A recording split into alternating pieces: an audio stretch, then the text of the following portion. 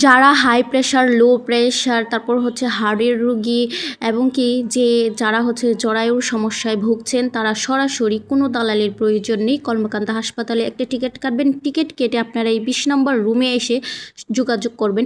এখান থেকে হচ্ছে আপনাদেরকে ফুললি 1 মাসের করে ওষুধ দিয়ে দিবে এবং একটি করে বই দিবে আপনাদেরকে, যেন আপনারা প্রতি মাসে এসে বই দেখিয়ে তারপর হচ্ছে ওষুধ নিয়ে যেতে পারেন।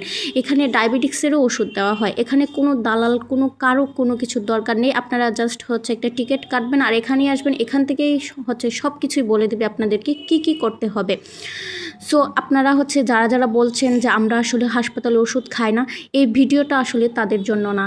আপনারা বেশি বেশি করে ভিডিওটা শেয়ার করে দেখেন এখানে অনেক মানুষ আছে হচ্ছে যারা হচ্ছে হাসপাতাল থেকে ওষুধ নিচ্ছে, খাচ্ছে। এখানে বড়লোক আর গরিবের কোনো কিছুই নেই।